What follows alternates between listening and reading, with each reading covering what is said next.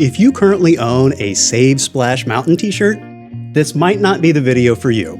Today that debate is long behind us, and good riddance. It's time to look to the future, and that future is a little attraction called Tiana's Bayou Adventure. Yes, at long last, we're about to find out if dreams do come true. Disney's taken the plunge, and very soon, Brer Rabbit's Briar Patch will be a part of the Big Easy, as Splash Mountain is transformed into a new Princess and the Frog-themed water attraction. The new Tiana's Bayou Adventure is set to open summer of 2024 at Walt Disney World, with the Disneyland version expected to set sail later in the year. It's been a long road, well, river, from Splash Mountain to Tiana's Bayou Adventure, and it hasn't been without its share of false starts and fiery debates. That's to be expected anytime Disney meddles with one of its long-running and beloved by many attractions. And there's no doubt Disney's taking a big gamble with this retheming. I'm glad you decided to join me. I'm Clover with Cloverloop, and the big question I'm about to answer is, what exactly is people's problem with Tiana's Bayou Adventure?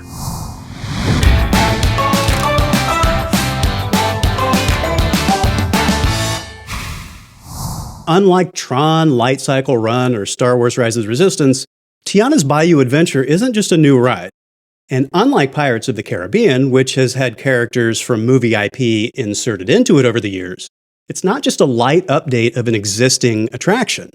Tiana's Bayou Adventure represents a complete gutting and retheming of an existing, very popular Disney attraction.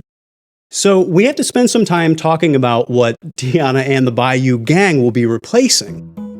Splash Mountain, despite often being referred to as a classic Disney attraction, wasn't an opening day attraction at any of the parks. Splash Mountain was originally conceived in 1983 by Imagineer Tony Baxter, and there were essentially three things that Disney wanted to accomplish with this ride. They wanted to attract people to the often empty Bear Country land in Disneyland. They wanted a clever way to reuse the animatronics from the dismantled America's Sings attraction, and they wanted it to be a water flume. Putting these three things together, Baxter came up with the idea of using characters from the animated portion of Song of the South, a 1946 Disney combination live-action and animated movie featuring Uncle Remus, an elderly worker on a plantation who tells tales about the adventures of Brer Rabbit, Brer Fox, and Brer Bear. The movie's portrayal of Uncle Remus and plantation life was, well, to put it mildly, incredibly racist, and Disney was very aware of this fact.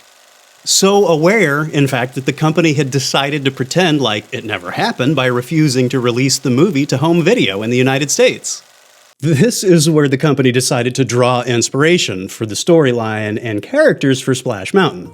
According to Baxter, the name of the ride was originally going to be Zippity River Run. However, at the same time that the ride was being developed, Walt Disney Studios was coming out with the mermaid film Splash, starring Tom Hanks and Daryl Hannah. The studio executives saw the Imagineers' plans, and since it was a water-based attraction, they urged them to include Daryl Hannah's mermaid character from Splash in the ride. Baxter refused, stating that the mermaid did not fit in with the Brer Rabbit story. So the executives instead asked Baxter to name the ride Splash Mountain, and apparently he gave in. In other words, there was a lot of really weird decisions happening around the time that Splash Mountain was being put together. Splash Mountain opened at Disneyland on July 17, 1989. A few years later, in 1992, versions of the ride were also opened at Magic Kingdom and at Tokyo Disneyland. What's interesting is that with Splash Mountain, there was a desire to include existing Disney IP in the attraction rather than creating something wholly new, as we saw with attractions like the Enchanted Tiki Room, Pirates of the Caribbean, the Jungle Cruise, and others. But Song of the South was not recognizable IP. It was kind of like Mr. Toad in that sense. Mr. Toad and his story came from the book The Wind in the Willows, which Disney incorporated into its 1949 film The Adventures of Ichabod and Mr. Toad. It was existing Disney IP?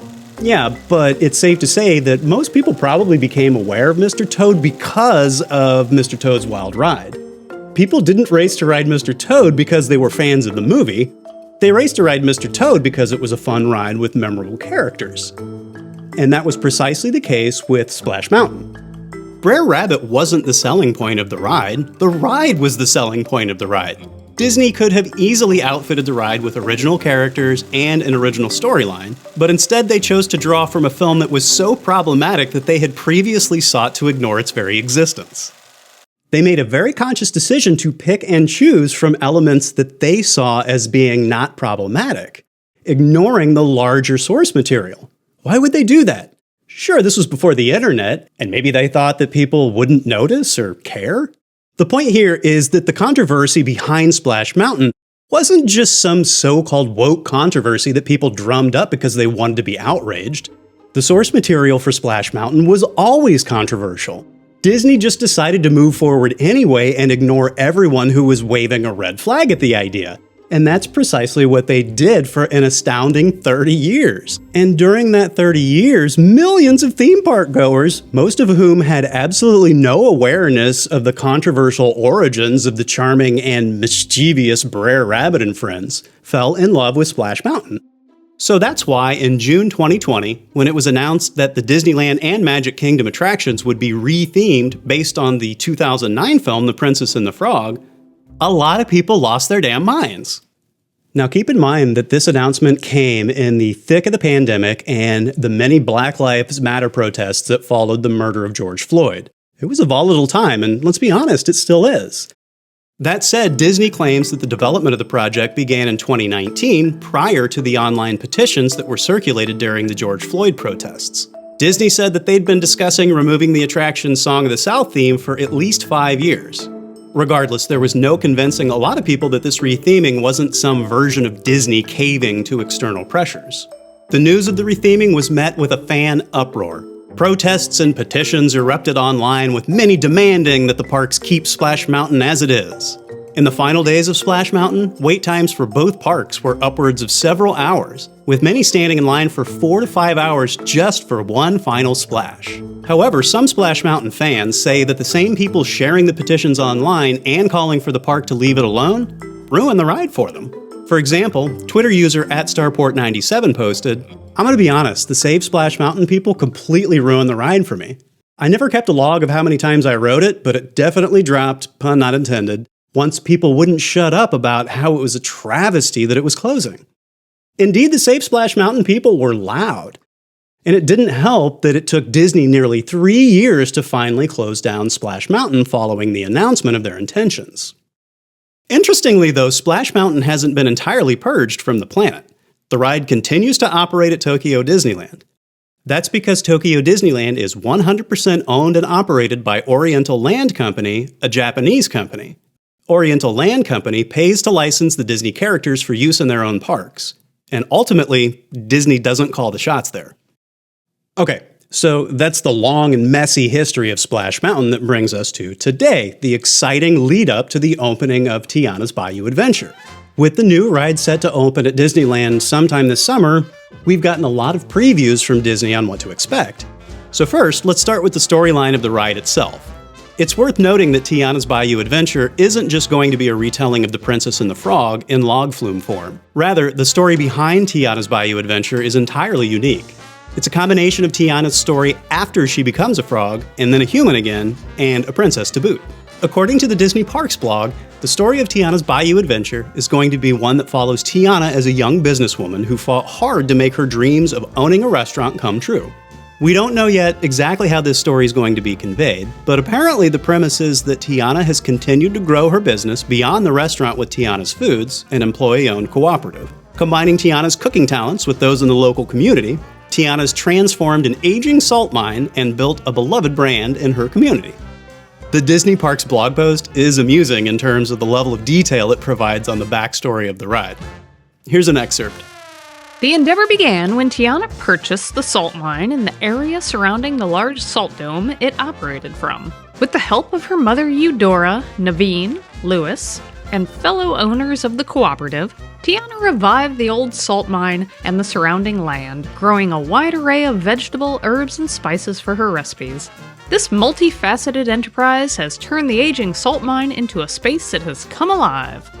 Okay, that's a lot of nuance to bring into a ride's backstory, and I'm absolutely fascinated to see how they convey all of these details while you're bobbing along in your log. After all, they can't assume people writing the ride have read that blog post. That said, the ride's about 10 minutes long, so it does allow Imagineers to do a bit more storytelling than other shorter attractions permit. I'm also excited to see what they come up with as the premise for the famous drop at the end of the ride. What exactly are the Imagineers going to build into this journey that requires a slow, dramatic climb to the top of the mountain, followed by a giant kersplooshy plummet? Disney's not saying just yet. There are still a lot of questions to be answered.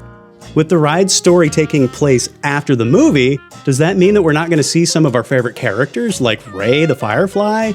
Not to mention one of Disney's most hypnotic villains, Dr. Facilier the Shadow Man. It's hard for me to imagine a Princess and the Frog story without these two characters, but I guess we'll just have to wait and see how Disney handles it. Let's talk a little bit about the pros and the cons of this ride retheming from a parkgoer's perspective. One thing that's worth noting is that the experience will likely feel a bit different when comparing Disneyland's version to the one at the Magic Kingdom. At Disneyland, parkgoers will encounter Tiana's Bayou adventure just as they've finished strolling through New Orleans Square, so the Bayou and the New Orleans theming is perfect for the placement.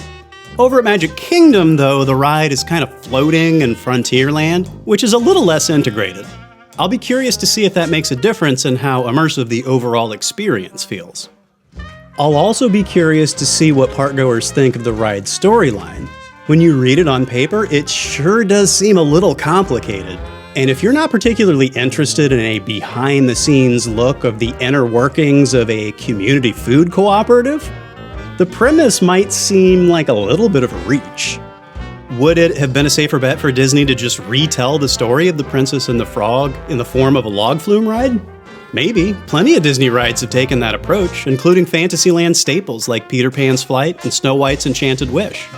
Maybe Disney's determined to flex its creativity and storytelling with ride revamps these days.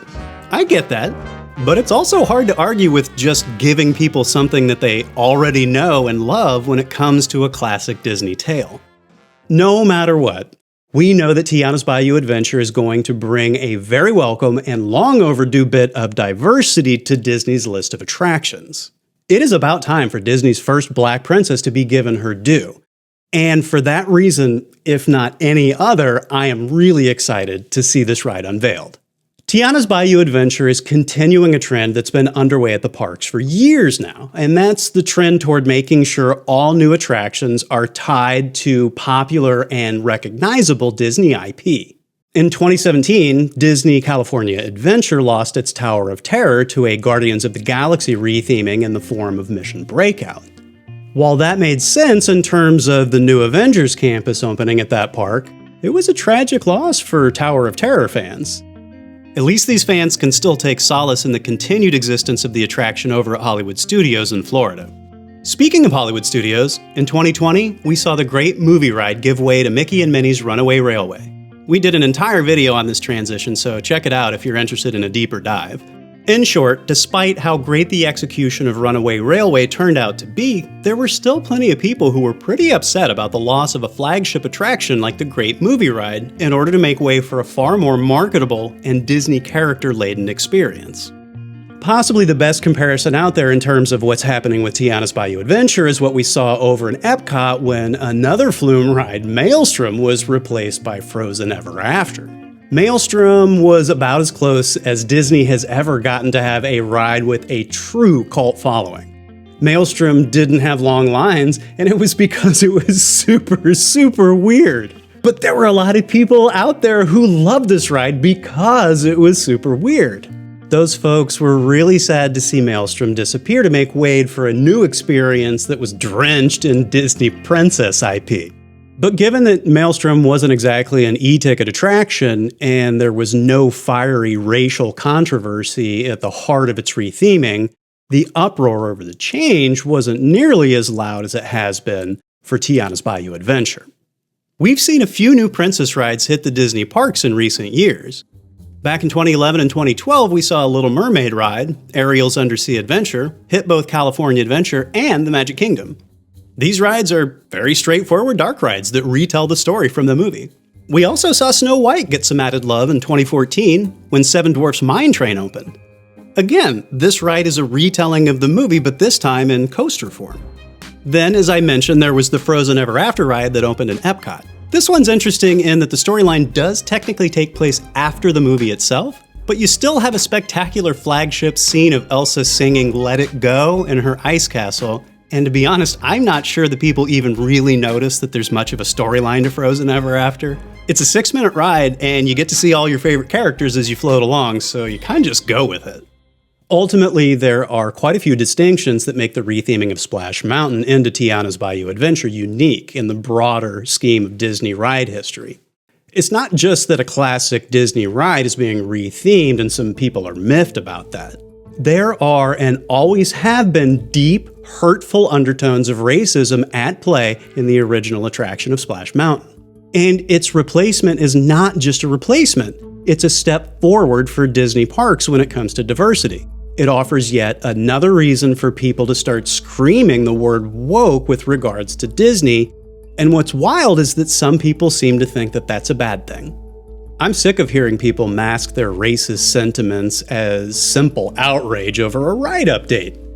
If you loved Splash Mountain because of all the fond memories you created on that ride over the years, I totally get that. It's okay to be sad when places where you have fond memories change. But I'll wager that the people who are really mad about the update, the people that are going to scream at me in all caps in the comments of this video, these are the same people who lost their damn minds when a black actor played Ariel in the live-action Little Mermaid movie. So back to the original question. What exactly is people's problem with Tiana's Bayou Adventure? I think a lot of fans heard that Disney was closing Splash Mountain, and they felt the grief of loss without understanding what those emotions were. So many of us have unknowingly been taught that hearing an opinion critical of something we love is a personal attack. A lot of people were never taught how to process feelings of shame or grief, or how to respond to these emotions in healthy ways. And the rest are probably racist.